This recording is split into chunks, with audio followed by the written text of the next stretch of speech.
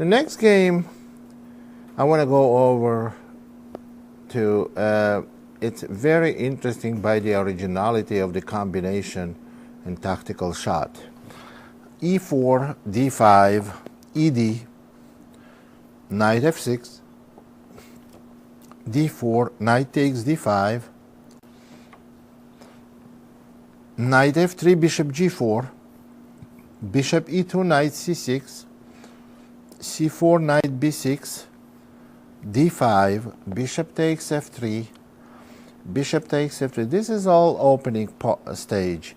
Knight E5, bishop E2, and black played C6. Obviously, you cannot take on C4 in this position because bishop takes C4, knight takes C4, queen A4 check, and white wins the game. So black played C6. Now they are attacking D5 pawn, and they are attacking the C4 pawn. Queen to D4, attacking the knight, knight to G6, knight C3, and black played E5. This already happened in my game several times. Queen to E4, C takes D, C takes D, bishop to D6, bishop B5 check, knight D7, white castled, and black castled. Now this position will be great for black if they can manage to play F5 next move. So then they're going to have very strong position in the center and have, after queen moves, the central pawns keep moving. So white played queen F5, and after knight C5, B4.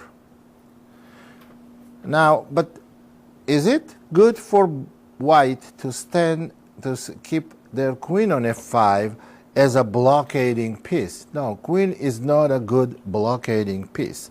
Knight A6, A3, knight E7.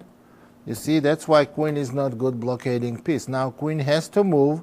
It's attacked. Queen H3, knight to C7, and bishop to D3. And finally, black played F5. Black has a great position now because they have potentials of going E4. After F5, white played bishop G5 and E4, bishop C4, and H6.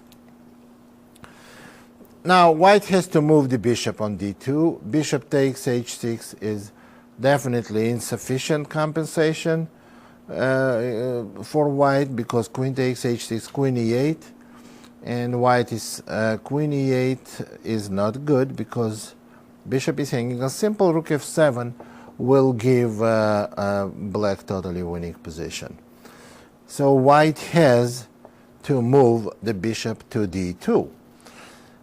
But now knight G6, and you see that nothing indicates that there will be combination anytime soon, but you see how black dominates now. They're going to play queen, knight E5, and queen F6, and the grandmaster that was playing with white, they feel the danger, and they recognize the danger, they smell danger before it gets there.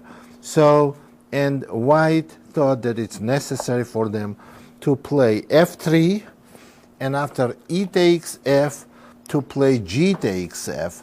Now, notice on queen takes F3, knight E5 is very strong. So, and G takes F, queen to F6, played by black, threatening queen D4 check and attacking almost all the white's pieces. Bishop on D2, bishop on C4.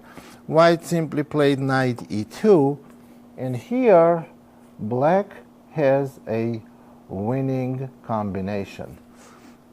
After B5, black wins here. Now, what can white do in this position? If white goes bishop D3, maybe black can simply take on D5. If white goes bishop B3, then queen B2 is dangerous, attacking both white bishops. So white played bishop c3. Well, this is typical in-between move, and it's hard to tell that this move can lose on the spot immediately. What happened here, black has knight f4, and you can tell that white is totally hopeless.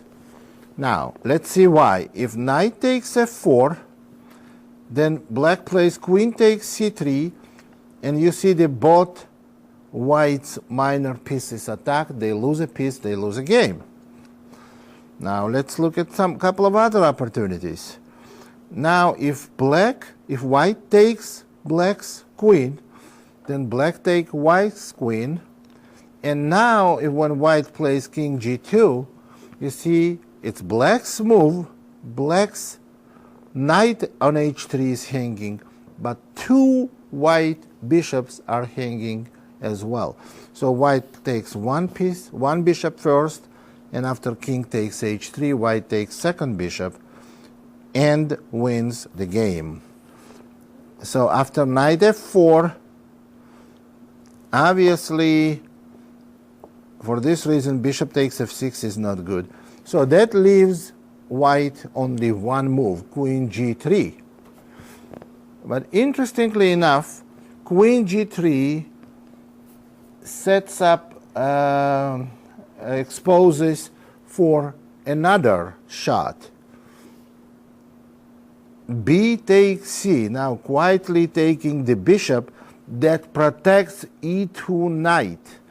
And if white plays bishop takes f6, now knight takes e2. And after knight takes g3, white's queen, black wins a lot of material. And after b takes c, for this reason, white simply resigned. Well, now going back to the position, this position, you can tell, how do you find combination here? How do you find b5 move? How do you find whatever happened in the game?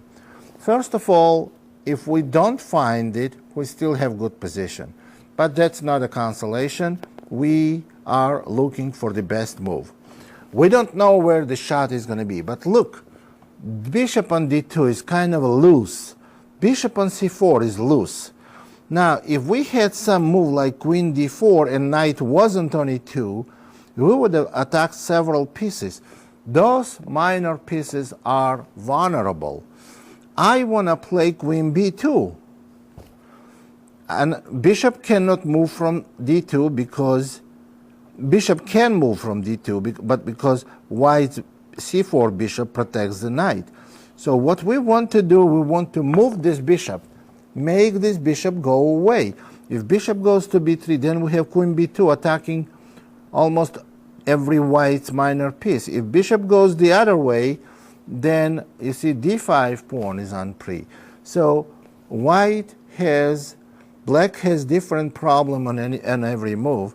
And when they played bishop c3, you see that knight on e2 protects the f4 square, defends the dark square bishop, and it's a little loose. You should notice there is an invisible eye that should notice something artificial, something loose in white's position.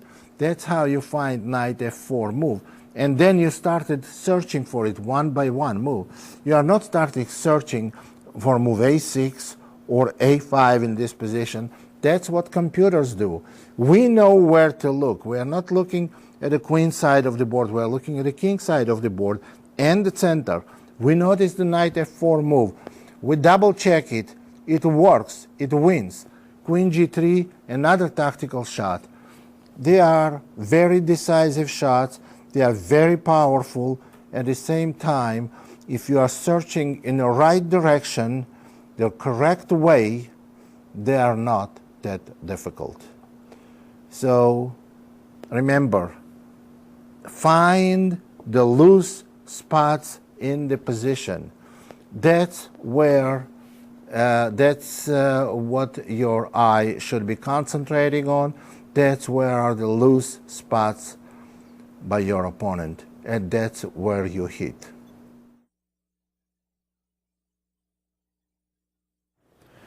Let's go through very, very good example of thematic combinations where we find a theme for the combination, and you see there is more than one ways to execute this combination. And sometimes it may seem that it doesn't really make any difference, but sometimes it's critical. One of them may work and one of them doesn't work.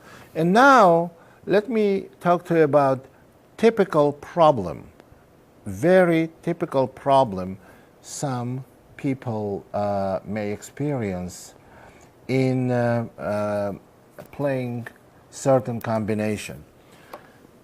You have to notice that when you play some combination, your opponent does not, will not, and does not want to cooperate with you. So a lot of combinations have counter combinations, and it's very, very important to try to find the best answer for your opponent. And remember, once your opponent sees what you want to do with this combination, he becomes very desperate, like a wounded animal, and he tries to find some way out of it. Here is the game I want to look at. E4, E5, knight F3, knight C6, bishop B5, bishop C5, C3, and F5. That's not very good way to play against Ruy Lopez, but it's one of the possible continuations, and we don't want to really analyze it now. D4, bishop B6. Well, in this position, after bishop B6, white plays D5. Actually, at D4 was also possible F takes E, and F takes E probably is the best move. D4, bishop B6, D5, F takes E, and knight to G5. Now, after knight to G5, black's knight is hanging. Black cannot move knight to E7 because this is another interesting tactical shot. It's not really a tactical shot, it's a simply white attacking black's queen and wins the black's queen. After D5, black plays E3. Now you see black also attacks white's knight on G5.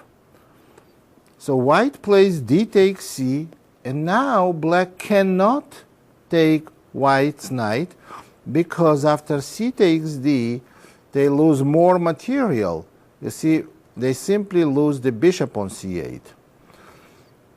So what happened in the game, black plays B takes C. Now black is a piece down, but there are two white's pieces are hanging. This is the combination was played by black, and two white's minor pieces are hanging. White answers to this, and it looks like black is winning, and that's it. But after H4, this is another tactical shot by white. Now this is interesting. White plays C takes B, black takes C takes B, or actually black even took on F2 first, king F1 and C takes B. Now black is 3 pawns up, but after queen D5, that's the idea of white's shot. Now you see initiative changing hands. Now white is threatening checkmate on F7, and white is also threatening queen takes rook. So black continues developing and also stopping mate on F7. White plays queen takes A8, black plays C6. And now let's evaluate this position. Position is very, very dangerous for white. They have an extra rook. Black has 3 pawns. White's pieces are totally undeveloped. queen on a8 in jeopardy, and white's king is in very dangerous position. So white plays in this position knight e4. They have an extra rook for 3 pawns. 3 pawns is not sufficient compensation for a rook. After knight to e4, white is threatening to exchange queens by playing queen takes c8, and on queen takes c8, knight d6 check, and then they will be winning.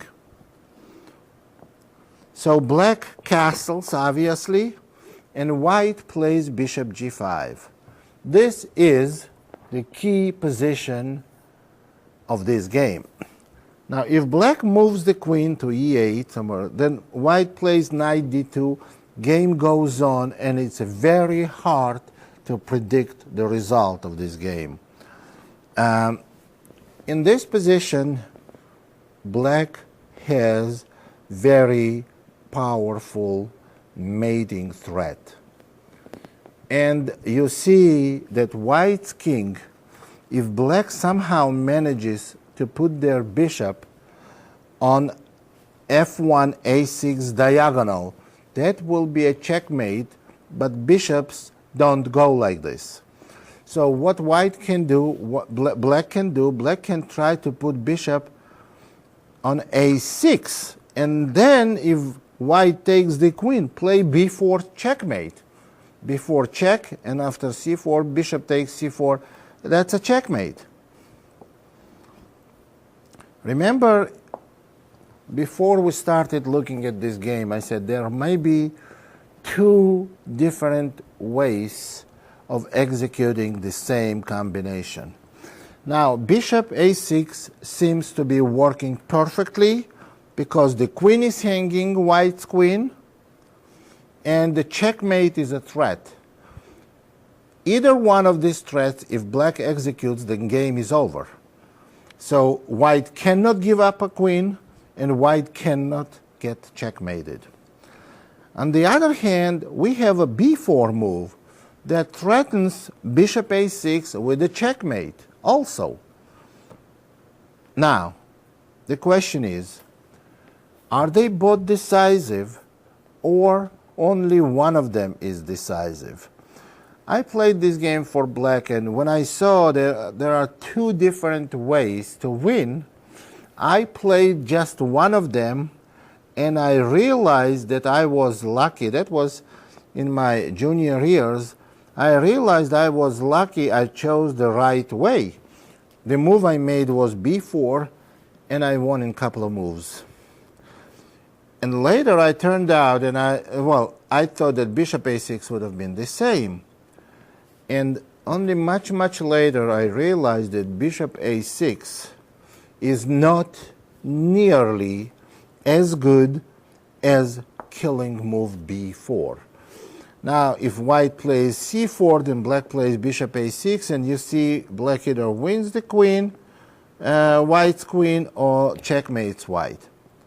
Now, why bishop a6 is not as good? We're threatening this b4 checkmate, and we're threatening queen takes queen. Here, remember, black's queen is hanging also. White has counter shot. Very often, we miss counter shots by our opponents. And remember, when there is a counter shot, it's a lot easier for your opponent to find it than for you, because your opponent is cornered and he is going to search a lot harder than you will. And after queen to b7 in this position, you see that black must play bishop takes b7, and after bishop takes d8, rook takes d8. Black has very good position here, but it's not nearly as good as winning a queen. Black has very good position because they have 2 bishops. They are only exchanged down for 3 pawns. They are probably winning, but it's not an extra queen. Extra queen is something very decisive. So you see, you have 2 moves, bishop a6 and b4. One of them is absolute killer, b4, and the other one just gives black a good position. Big difference. See how we have to realize when we make and we threatening mate, if there is an obvious mating threat, you can be 100% sure, no matter how strong, how weak your opponent is, if there is only one defense not to get checkmated, your opponent is going to find it. So that's what you have to realize it before you create that threat and see how decisive is it, how good is it. And if there are more than one way of doing this threat, so try to pick the best. And that's where comes your intuition, your imagination, your experience, and use all the necessary ingredients and weapons to make your combination successful.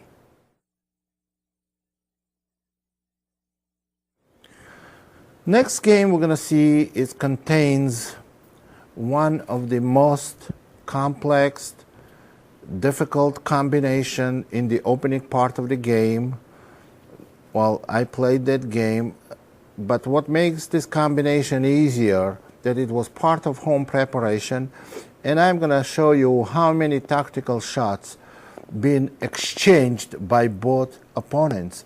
It was shot after shot, and very, very rich game tactically, with a very unusual type of combination. It all happened in one game in a very early stage.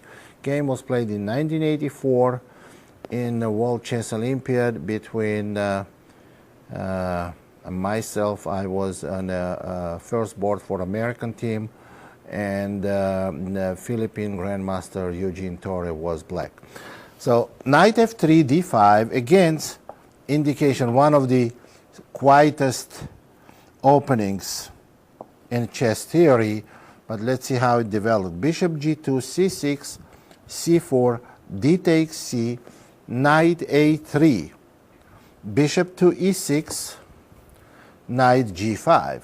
Now this is all theoretically very well known, and the main move here, bishop d5, but then white goes e4, and game is approximately equal, maybe slightly better for white.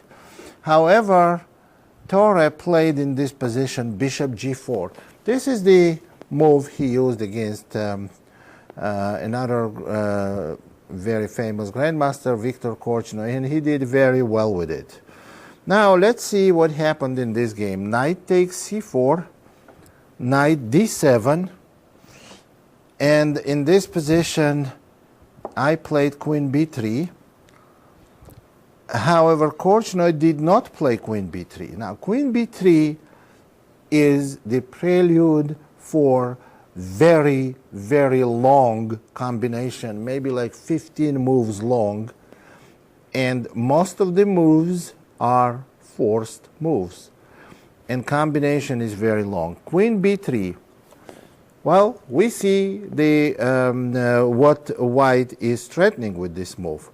White is threatening simply knight d6 check, e takes d, queen takes f7, checkmate. At the same time, white is threatening the same theme, knight takes f7 check, with all kinds of discovers check with the c4 knight.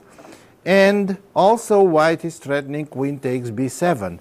Obviously, queen b3 move was prepared by, analyzed by Torre, so he played knight c5, but I analyzed this position too, and in this position I came to conclusion that white has very strong tactical threats, very well hidden. Move was made queen e3. Now queen e3 is normally very, very ugly looking move. When you see that move queen e3 played, move kind of queen e3 kind of move can be only either super strong or just simply very weak. In this position, it's a very strong move. Queen e3, and black obviously played e6. And now white has to start solving some problems.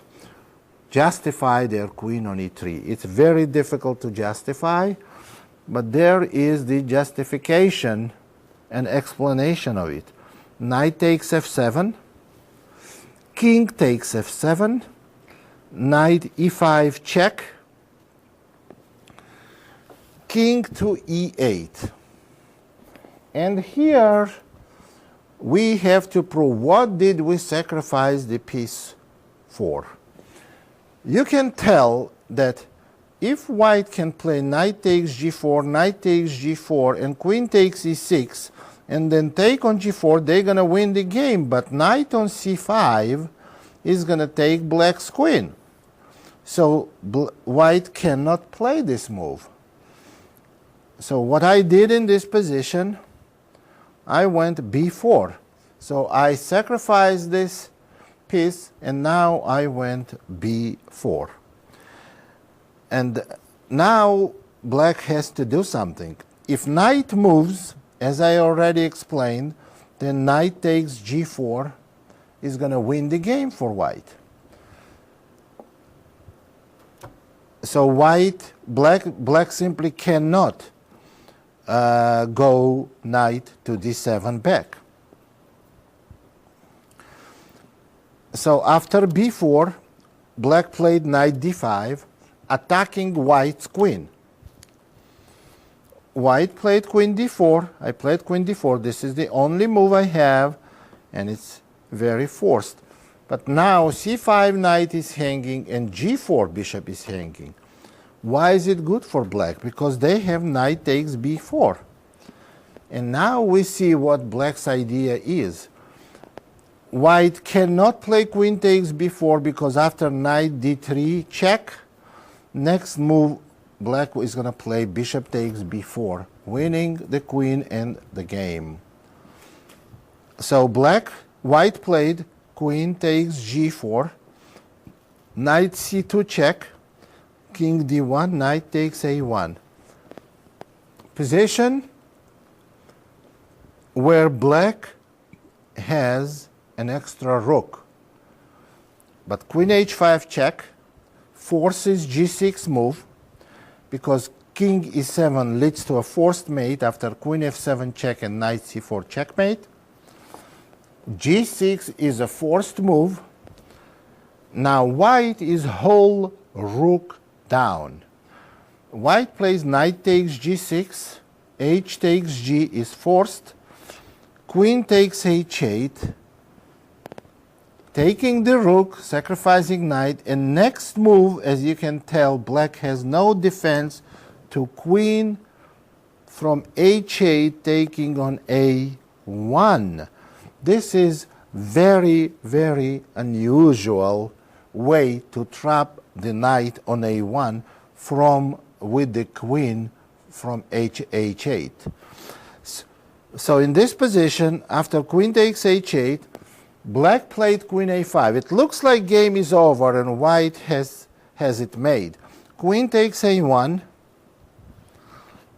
and black plays queen a4 check.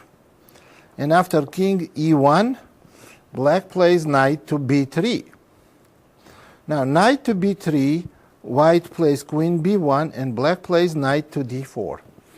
Now this is very, very unusual type of position. Now it looks like white can take queen takes b7, continue taking black's material and winning the game. But queen takes b7, unexpectedly enough, loses for white. You see, you played beautiful combination. That may happen. That happens in chess all the time. You play beautiful combination, you get to totally winning position, and then you make one obvious move, and you think that it's very strong, and next think you know you get mated after queen c4. Queen c4 is winning for a black by force. You have to realize that in this position looks very quiet, but one very important point here we have to make is neither side can castle. Both kings walked. This move would have been great if after queen c4 white could castle, but white cannot castle. Remember, they played king d1 and king e1. So after queen takes b7, queen c4, queen takes a8, king f7, white is getting mated. Either queen takes c1 or queen takes e2. There is absolutely no defense on queen b7 check, bishop e7, and white can resign immediately. So I remember while we played this game, there's a number of players were very, very much surprised. First, why black didn't castle long. Black cannot castle long because black's king walked already too. They took the knight on f7. Remember, in early stage of the game, and then it went king e8. And white's king walked also. So this position is very, very difficult to understand unless you know that both kings walked. And after queen to b1, in this position, what happened is just I got completely winning position. I did not fall in this trap, and later I made some serious mistakes, and game ended in a draw. But we are not going to analyze all the game because that's not as important from tactical standpoint here. The point we want to make that unusual and very long combination and very difficult was to detect one or the other theme. Very seldom somebody can play this combination for white. It's very hard to play on board without preliminary analysis at home. Obviously, I spent a lot of time analyzing this position and position after queen takes h1, and when I trapped my opponent's knight on a1 was part of my home analysis, and that's how I got this winning position. That's another advantage of the home preparation, home analysis. A lot of tactics can be analyzed. We, at that time, it was in 1984, we couldn't use computers. We didn't have computer programs that could analyze for us with such accuracy and see all these tactical shots, finding this for us. We can do it now. We couldn't then. Very interesting. Well, and also, obviously, you're not going to have any computer help while you're playing the tournament game. So it's very, very interesting to notice all different tactical shots in this game.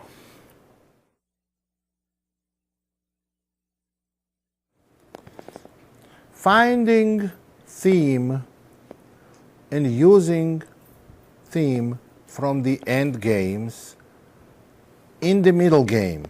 That can happen too. Well, most of the time, endgame combinations, tactics, are connected with a pass pawn. But not all of them. Some of them, like when we have an endgame combination where you win the piece or you win a rook, they call this type of combinations middle game type of combinations. But when you have in the middle game combinations with creating pass pawns, those are more like endgame type of combinations. Next tactical shot in a position, I'm gonna tell you the nature of this combination. It's a very, very original. Well, first, theme is very well known, but what makes this original, those themes you can see only in the middle game, in the end games. But this was performed in the middle game. Let's go with the game, knight f3, d5, g3, c6, bishop g2, bishop g4, castle, knight d7, d3, e5, e4, d takes e, d takes e, bishop c5, h3, bishop h5, knight d2, f6, c3, bishop f7, knight h4, knight e7, knight f5, knight takes f5, pawn takes f5, bishop e7, knight e4. I purposely don't attract your attention to the early stage of the game because this has nothing to do with the purpose of our analysis. Knight e4, knight c5, queen g4, g5. Well, in this position, white is threatening queen takes g7, and black does not want a castle for the obvious reason, bishop h6. So they play g5, bishop e3, knight takes e4, bishop takes e4, queen c7, rook f to d1. White has some little advantage because they control the d file. They stop black from castling queen side, and castling king side may be somewhat dangerous for black. So after h5, queen e2, and h4, this is very, very important position. In this position, white played very, very strong move.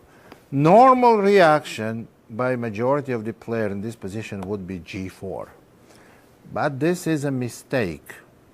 White should not close the king side. The reason, black is having a problem in this position locating the home for their king.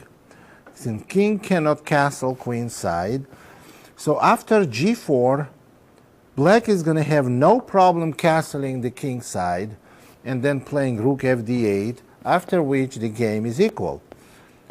So black played h4 and white played king g2.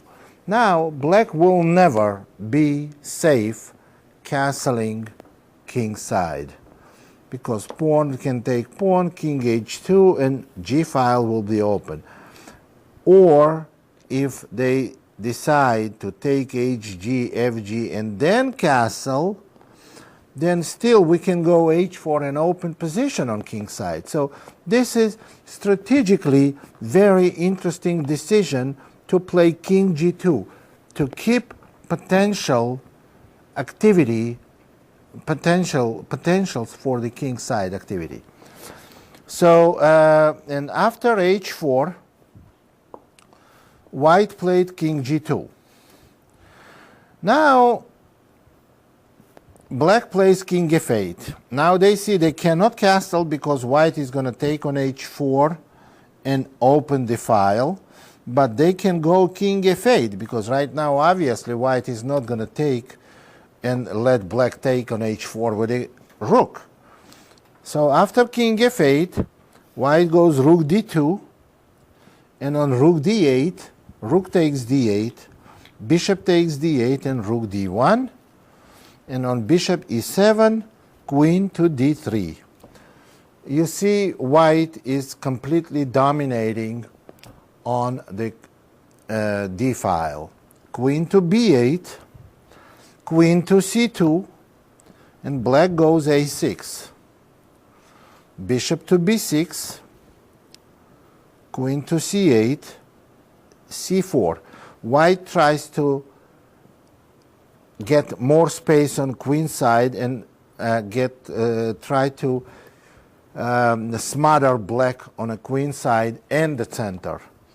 After c4, in this position, after c4, bishop to e8, queen d2, black played h takes g, f takes g, and king g7. Now, how do we find a good move, and how do we make a right decision here for white? You can tell that black must play bishop f7 next move or move after that. And white has to try to find a way to penetrate black's position. g4 is the move. Idea maybe bishop f2 and h4, and we're going to open the position. After g4, rook h7, queen a5, bishop d7, bishop c5. You see, white tries to exchange dark square bishops to control the d6 square. King f8, bishop takes e7, check, rook takes e7, and rook d6. This is the triumph for white strategy. Now, rook on d6 is very active. King f7, queen to d2, and white is doubled on d file. Queen to c7, and this is the position where the combination that was played by white is decisive, and this is the kind of endgame type of combination. We breaking through. Here is the decisive move. This move ends the game. Pawn takes, g5, f takes, and now f6. And you see that black is totally crushed here. We attacking the rook. We made a pass pawn, but we did not just make a pass pawn. We also opened black's position, and after f6, black is crushed because rook cannot move, because rook takes d7 wins the game. Black still played bishop h3 check, king takes h3, queen c8 check, and after king h2 and queen g4, one more subtlety, bishop g6 check, and black must take it, because if black goes back, it's a checkmate. And when black took the bishop, then pawn takes rook with the discover check, and black has nothing to do but resign in this position. Very interesting breakthrough combination. Again, we'll look at it again, and that's where we played h4.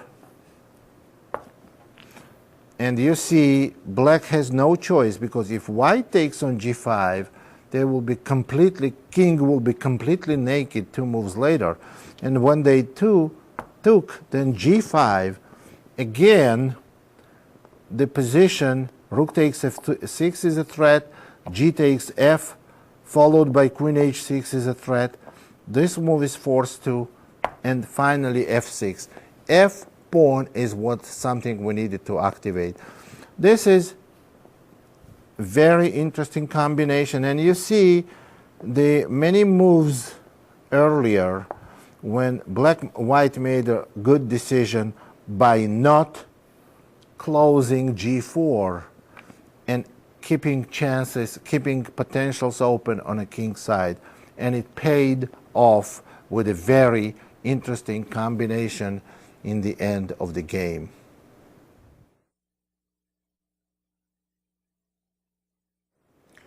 Frequently, we see that in one or another combination, there are multiple themes, multiple ideas.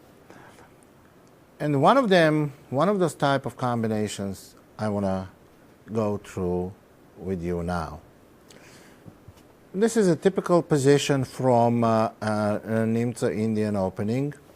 Black played fg, and normal positional move in this position is h takes g, maintaining flexible pawn structure. However, white played f takes g, which is also very, very strong move. Black played knight e4, bishop takes e4, and rook takes e4. This is one of my games also played not that long ago, actually maybe like 15 years ago. And in this position, I played rook f3. Now, this position is very, very tactical, which you cannot see right now, but it will become very, very tactical. The reason for that, why position should be so tactical, because white is going to get total possession of the f file, and black has no way of stopping white's c1 bishop that seems so passive now, penetrating black's position decisively. And white is going to create enormous amount of threats. After rook f3, black played bishop c6, rook to f1, and here black realizes that white wants to triple on f file, and it may become very critical, because after tripling, white's dark square bishop will decisively come into the game. What happened? Rook e7, queen f2, threatening rook f8, h6, rook f8 check, rook takes f8, queen takes f8 check, king h7. See, in a position, if rook stood on e4, white would have had to develop bishop on a3. Since rook left e4 square, now we can bring our c1 bishop decisively on c1 h6 diagonal. At this point, the threat is queen takes h6 check, and after king g8, rook f8 checkmate. So black's answer is absolutely forced. Rook to g7. Now bishop f4, threatening bishop e5. You see, the seemingly passive bishop becomes major player in this position. Bishop f4, black played queen e8, and after bishop e5, black cannot exchange queens, because after rook takes e5, black's rook is hanging. On rook g8 will be rook f7, winning immediately, and if rook moves to d7, then rook h8, checkmate. So black cannot play queen takes f8. After rook e7, white played e takes d, bishop takes d5, and here final punch white delivers by playing rook f7 check. And this is more than one theme in this combination. Rook f7. You see, three different pieces can capture white's rook, but every one of them is losing. If queen takes on f7, then theme of the combination becomes deflection. We deflected the queen from the 8th rank, from the back rank, and we can checkmate black's king, which we couldn't if queen stood on e8. We cannot checkmate now. If black plays rook takes f7, then we're deflecting the rook from protecting black's queen. And the third motif, third theme, is if bishop takes on f7, then it blocks rook from protecting the g7 square, and queen g7 is a checkmate.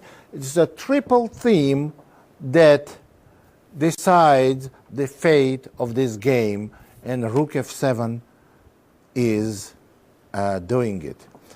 Now, the reason why we couldn't play rook f7 right away, because rook would have taken on f7, and you see the black's queen is protected by bishop on c6. So we're playing e takes d first, and black cannot play queen takes f8. because after rook takes f8, the bishop is hanging on c6, and rook h8 mate is threatening. So black's answer, somewhat forced, bishop takes d5, and then rook f7, having triple-themed tactical shot, decides the game. Black resigned. Very interesting, but at the same time, I have to mention, very, very simple. What helped white? Thematics. It's good to know themes that you're trying to perform combination on. Themes are very important to see more and more tactics, to be equipped with more different ideas and themes.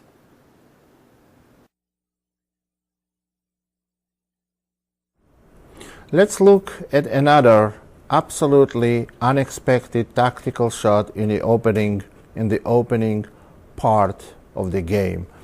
We looked at it on our opening preparation tape, but now when in a sketch, e4, e5, knight f3, knight c6, d4, ed, bishop c4. Now we are not going to analyze the advantages and disadvantages of this variation. Let's just get to the tactical shot, unexpected tactical shot of this in this position, in this game. Knight f6, e5, d5, bishop b5, knight e4, knight takes d4, bishop c5, bishop e3, bishop d7, bishop takes c6, b takes c, knight d2, knight takes d2, queen takes d2. Castle for black, castle for white. Queen e7, knight b3, bishop b6, queen c3, f6, f4, rook f e8, and knight c5. F takes e, f takes e. This position, it does not look that that any kind of tactics possible in this position. Simple calculation: can black play queen takes e5? Now black's d7 bishop is hanging, but then if white plays knight takes d7, black is going to play bishop takes e3 with right away, or even after exchange the queens, the same problem. It's hard to tell. White hasn't done any tactical preparations here. The position seems like very quiet position. However, white has a shot that instantly ends the game here. It's very, very unexpected shot and very easy to overlook in a practical game. The move is rook to f8, check, and black loses queen. Black can resign here, because if black plays rook takes f8, then white plays queen takes e5, simply winning the queen. And if black plays king takes f8, then knight takes d7. You see a fork, and white also wins the queen. Now, this kind of tactics are very, very dangerous. The reason those tactics are dangerous because it's easy to overlook. It's only one move combination, but there is no theme and motif that are easy to recognize. That's why it's easy to overlook. Well, now, if it's easy to overlook, then it's difficult to prepare to this kind of tactics. So you have to see those kind of hidden combinations exist in chess a lot. So you have to be able to recognize them by looking at more and more and more of those. It's gonna make a lot easier for you to prevent them if they are bad for you, and to prepare them if you are on the right side of the game.